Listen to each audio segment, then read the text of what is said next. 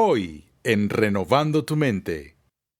¿Cómo es posible que una persona escuche la radio, vea la televisión, lea acerca de enviar gente a la luna, haga uso de las computadoras, la tecnología moderna y los antibióticos, y aún así crea en los milagros de Jesús?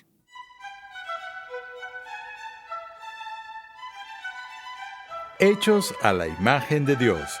Un evento especial a celebrarse durante la Conferencia Nacional Ligonier en Orlando, Florida, del 19 al 21 de marzo del 2020. Con la participación de los pastores Miguel Núñez, Pepe Mendoza, Augustus Nicodemus, Steven Lawson, entre otros. Regístrate hoy mismo en nuestra página web renovandotumente.org. Bienvenido una vez más a Renovando tu Mente con el Dr. R.C. Sproul. Hoy presentamos el 9º episodio en la segunda parte de la serie de enseñanza del polvo a la gloria que abarca el Nuevo Testamento. En esta serie de 57 episodios en total, el Dr. R.C. Sproul nos ofrece un panorama de la verdad bíblica a lo largo de toda la Escritura. Algunas personas rechazan la autoridad del Nuevo Testamento porque contiene relatos de milagros. Los milagros a menudo acompañan una nueva revelación de Dios en las Escrituras, y por lo tanto, no es sorprendente que muchos milagros hayan acompañado la mayor revelación de Dios en la persona de Jesucristo. Pasemos de nuevo al salón de clases a escuchar al Dr. R.C. Sproul en la voz de Pepe Mendoza mientras se explica el propósito, la validez y el significado de los milagros que Cristo realizó. ¿Cómo es posible que una persona escuche la radio, vea la televisión, lea acerca de enviar gente a la luna, haga uso de las computadoras, la tecnología moderna y los antibióticos, y aún así crea en los milagros de Jesús? Esa es una pregunta planteada por uno de los críticos más importantes del Nuevo Testamento del siglo XX, Rudolf Bultmann. Bultmann cree que el registro y el relato de la vida de Jesús que se encuentra en las páginas del Nuevo Testamento está bastante envuelto en mitología. Y una de las razones para el rechazo de la autenticidad e inspiración del Nuevo Testamento se debe a que gran cantidad del material en el Nuevo Testamento se centra en la afirmación histórica del milagro.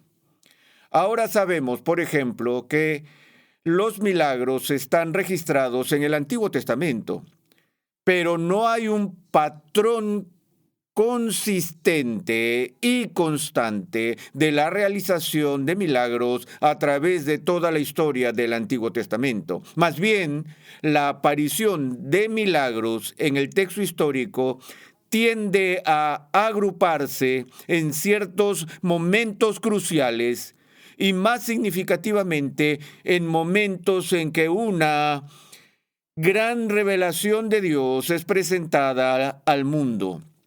Uno de los centros más densos con un grupo de milagros que encontramos en las Escrituras del Antiguo Testamento gira alrededor de la vida de Moisés. Y recordamos que en el Antiguo Testamento la razón por la que Moisés fue investido o dotado con el poder de hacer milagros fue debido a la dificultad extrema de la tarea que le había sido dada por Dios.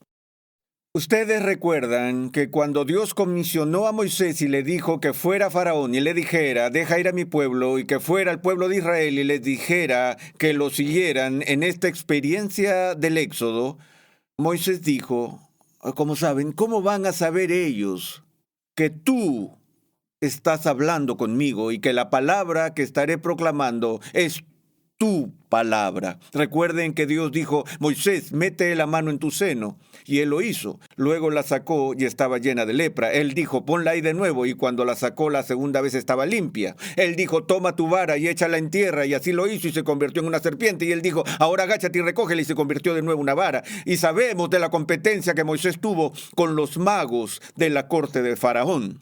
Bueno, vemos también el mismo despliegue maravilloso de lo sobrenatural con el advenimiento de la nueva era de profecía, con la aparición de Elías y Eliseo en el Antiguo Testamento. Pero no leemos acerca de milagros realizados por David o Salomón o por Jeremías o por algunos de los más grandes que aparecen en el Antiguo Testamento. Ni siquiera con Abraham leemos que él realizará milagros. Así que tiene que haber alguna razón para que Dios agrupe en la historia estos milagros de la manera en que lo hizo, pero no hay un lugar en el que veamos una mayor concentración de milagros que cuando Jesús aparece en la tierra. Un crítico literario del Nuevo Testamento dice: una cosa es inconfundible, y es que el registro de Jesús es un registro que está repleto de milagros. Otra pregunta es: ¿confiamos en ellos? ¿Son verdaderos? El naturalismo del siglo XIX los negaba por completo. El neoliberalismo del siglo XX, como lo vimos y lo mencioné con Bultmann, niega categóricamente la realidad histórica de estos milagros.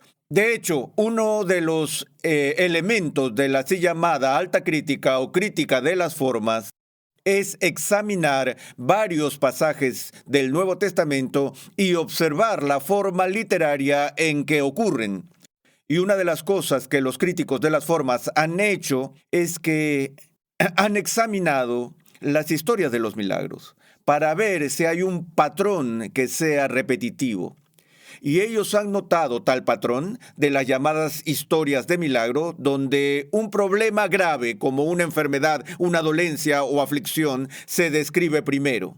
Es una especie de antes y después de la historia, del antes y después. Y luego se realiza la obra propiamente tal, esto es el milagro, cuyo resultado es una especie de liberación o rescate. Y entonces la respuesta característica en ese patrón es de sorpresa o asombro.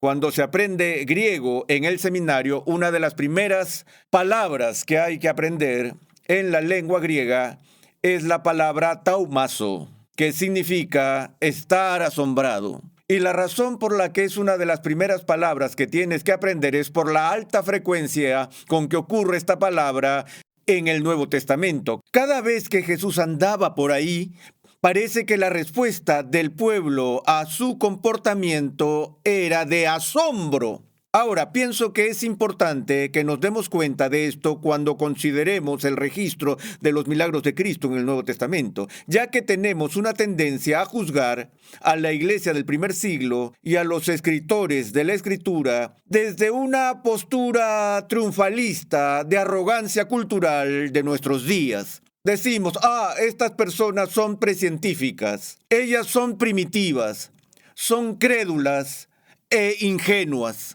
Quiero decir, ellos vivían en un mundo donde daban por sentado los milagros. Hagan un estudio de la palabra, un estudio de la frecuencia de la palabra asombro.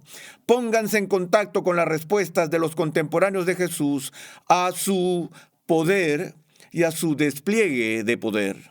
La gente nunca había visto algo como eso.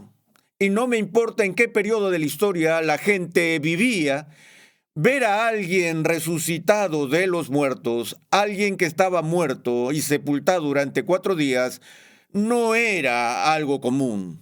Y la gente del primer siglo no era tan ingenua como para tragarse el anzuelo, el hilo y la plomada con cada reporte de alguien resucitado entre los muertos después de estar en un estado de descomposición fisiológica. La gente del primer siglo no era tonta, ellos no eran bobos. Tampoco puede decirse merecidamente que ellos no eran científicos o aún precientíficos. Ahora, ellos no sabían lo que ahora se conoce científicamente, del mismo modo que no sabemos lo que presuntamente será conocido científicamente en el próximo siglo, y podrían mirarnos con el mismo tipo de arrogancia y hablar de lo ingenuos que somos con algunas de las opiniones a las que nos aferramos. Pero el tema fundamental aquí, con respecto a los registros del Nuevo Testamento que rodean las obras de Cristo, es la interrogante de si creemos que hay un Dios que tiene el poder de crear un universo ex nihilo. Una vez que eso es establecido, entonces la única pregunta es, ¿está ese Dios quien está manifestando su aprobación a esta persona que está mostrando estos poderes que son registrados? Como saben, es interesante que los críticos de Jesús del primer siglo nunca negaron que estaba haciendo milagros. Estos eran muy obvios. Pero los fariseos negaban la fuente de su poder. Decían que él hacía estas cosas a través del poder de Satanás, pero al menos ellos reconocían que el poder que Jesús manifestó mientras caminó sobre esta tierra fue superhumano. Era extraordinario y estuvo acompañado de milagros. Ahora, antes de que miremos uno o dos ejemplos de los milagros, quiero hacer una pregunta. ¿Cuáles fueron las funciones de los milagros en el Nuevo Testamento? ¿Por qué milagros? ¿Y por qué no los tenemos por todos lados hoy en día? No estoy diciendo, no me malinterpreten, no estoy diciendo que Dios no está obrando de manera extraordinaria en la actualidad, pero no tenemos una llamarada de milagros, personas resucitando entre los muertos y cosas así que fueron escritas en el Nuevo Testamento. ¿Por qué esto es así? ¿Por qué al comienzo de la vida de Jesús y durante todo el recorrido por su vida hasta su resurrección, por qué estos eventos fueron rodeados por la manifestación de milagros? Bueno, recordamos a Nicodemo que vino a Jesús de noche y en sus comentarios de presentación a Jesús le dijo, Rabí, sabemos que has venido de Dios como maestro, o no serías capaz de hacer las cosas que haces. Ahora, esta fue una percepción bastante importante de Nicodemo, y él entendía su Antiguo Testamento. Él entendió que Dios no realizó milagros caprichosamente. Tampoco los ministros en el Antiguo Testamento tenían letreros en sus oficinas que decían, espera un milagro. Porque si un milagro era algo que uno esperaba con facilidad, su naturaleza extraordinaria se perdería si fuera algo común y corriente. Escucho siempre a gente decir de forma coloquial algo como esto. El nacimiento del bebé es un milagro. Cada vez que veo nacer un bebé, yo digo, es un milagro. Entonces le diría, no suelo decir nada, pero estoy tentado a decir, no lo es. Es algo maravilloso. Un evento al que nunca deberíamos estar acostumbrados, que siempre en un sentido debería sorprendernos por la majestuosidad y el misterio del nacimiento humano. Pero los nacimientos humanos ocurren todos los días. No requieren de la extraordinaria, directa e inmediata visitación del poder que Dios muestra en un milagro. Ahora, eso no quiere decir que el poder de Dios no está presente en el nacimiento. Una vez más, la Biblia enseña que el poder por el cual todo llega a ocurrir en este mundo es por el poder de Dios. Pero hay una diferencia entre el obrar normal del poder de Dios y el extraordinario, donde a veces Él dejará o se desviará de la norma, el patrón normal de las leyes de la naturaleza, las cuales son de Él, y las pone al lado para llamar nuestra atención con algo dramático y trascendente. Eso pertenece al mismo carácter de la naturaleza, y así es como Nicodemo lo entendió y dijo, bueno, estás haciendo cosas que una persona podría hacer solo si Dios estuviera con él. Es decir, Nicodemo ni siquiera pensó que probablemente Satanás podía hacer las cosas que Jesús estuvo haciendo. Y Jesús mismo apeló a sus milagros como su credencial. Dijo, si no creen en mis palabras, creedme por causa de mis obras. Ahora vamos al libro de Hebreos en el Nuevo Testamento y leemos en el 2º capítulo estas palabras. Por tanto, debemos prestar mucha mayor atención a lo que hemos oído, no sea que nos desviemos. Porque si la palabra hablada por medio de ángeles resultó ser inmutable y toda transgresión y desobediencia recibió una justa retribución, ¿cómo escaparemos nosotros si descuidamos una salvación tan grande, la cual después que fue anunciada primeramente por medio del Señor, nos fue confirmada por los que oyeron? Testificando Dios juntamente con ellos, tanto por señales como por prodigios y por diversos milagros y por dones del Espíritu Santo según su voluntad. A menudo pensamos en dar testimonio como algo que solo nosotros hacemos, que es nuestra tarea dar testimonio de Cristo o dar testimonio de Dios. Pero Dios dio testimonio de Jesús y la forma en que Él dio testimonio de Jesús fue con milagros. John Locke, el filósofo británico, dijo una vez que la función principal, no la única función, pero la función principal del milagro en la Biblia es de dar crédito al autor, es decir, para demostrar la veracidad de la persona que los está haciendo, para certificar que esta persona era aprobada por Dios y que estaba hablando la verdad de Dios. Esa es la razón por la que debemos ser muy, muy cuidadosos acerca de nuestra comprensión de los milagros. Porque aparte de las otras funciones que ellos tienen de aliviar el sufrimiento y cosas así, en los tiempos bíblicos, uno de los propósitos principales del milagro era probar que esa persona era un agente de revelación, que era alguien hablando nada menos que la palabra de Dios. Ahora, podría ser algo interesante para ustedes saber que la palabra milagro no aparece en el Nuevo Testamento. Eso podría ser algo confuso, porque lo que quiero decir con esto es que no hay una sola palabra en el griego que aparezca en el Nuevo Testamento que signifique milagro. Una vez enseñé de esto y al día siguiente la gente me enviaba todo tipo de referencias de varias traducciones de la Biblia donde la palabra milagro aparece en el texto español. Y dije, sí, entiendo que eso es lo que está allí. Pero en realidad hay 3 palabras diferentes que se utilizan en el texto griego. Y lo que hemos hecho históricamente es que a partir de estas 3 palabras diferentes hemos extrapolado un concepto abstracto y hemos llamado a ese concepto milagro. Y así a veces el traductor podría traducir 1 o 3 de esas palabras con la palabra en español milagro. Pero creo que es fascinante mirar las 3 palabras distintas porque tienen pequeños matices que son importantes para nosotros. Y las 3 palabras que encontramos en el Nuevo Testamento que combinan para darnos nuestra idea de milagro son las palabras señal o señales, prodigios y maravillas. Ahora, permítanme que los ponga en orden inverso. Ya hemos visto que uno de los aspectos recurrentes en las historias de milagros es la respuesta del asombro. Estas son actividades o acciones que provocan en aquellos que son testigos un sentido de maravilla. Usamos la palabra maravilloso de una manera trillada en nuestros días. Vean, originalmente el término maravilloso significaba lleno de maravilla, algo que provocaba un sentido de asombro. Y una maravilla era algo que estaba más allá de la percepción normal de la experiencia humana. Así que esa palabra es usada para describir las obras de Jesús. Eran maravillas. Era un obrador de maravillas. En segundo lugar, fueron llamadas poderes, porque lo que manifiestan es una dimensión del poder que normalmente creemos que está fuera de los límites de los seres humanos.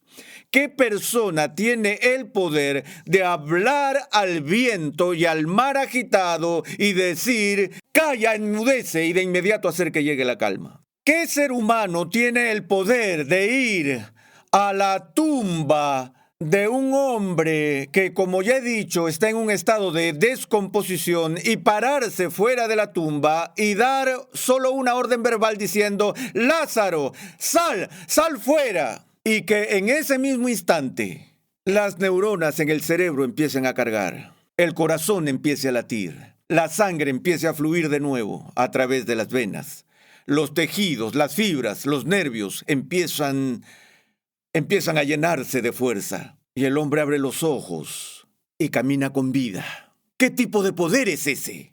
¿Qué clase de poder es el que permite a una persona desafiar las leyes de la gravedad y de la flotabilidad para poder caminar en el agua? O tomar agua y por fiat o decreto, a través de una orden, cambiar la constitución del agua en vino.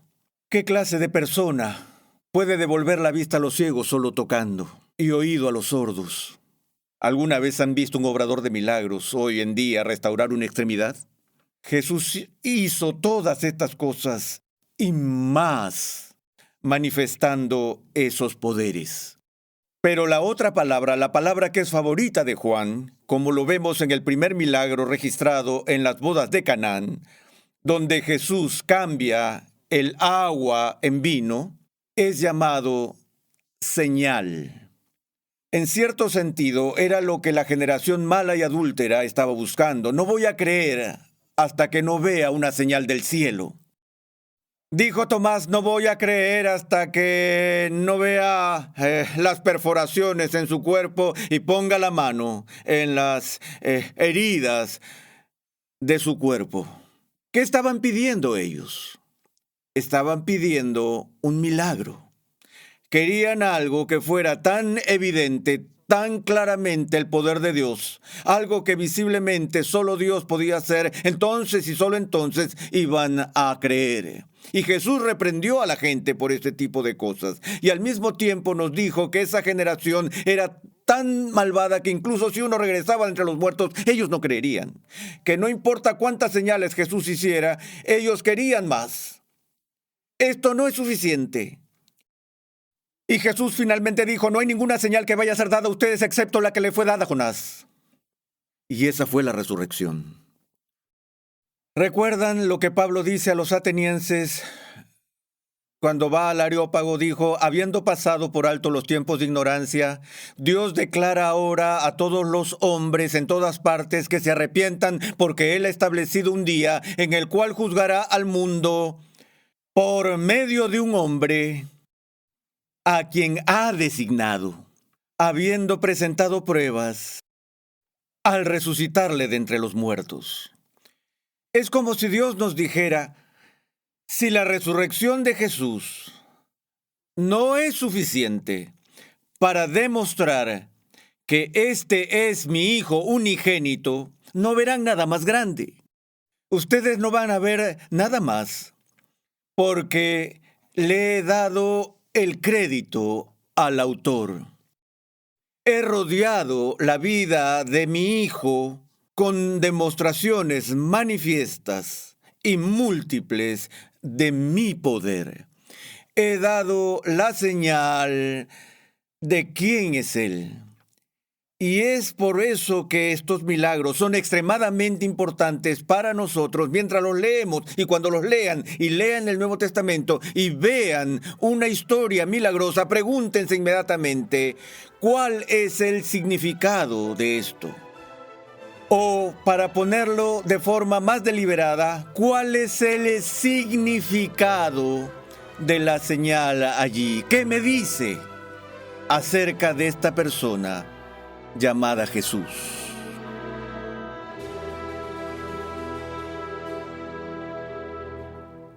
Jesús apeló a sus milagros como credenciales de su calidad de Mesías y como señales de que estaba respaldado y bendecido por Dios. La resurrección de Cristo fue el milagro más grande de todos, probando definitivamente la identidad de Jesús.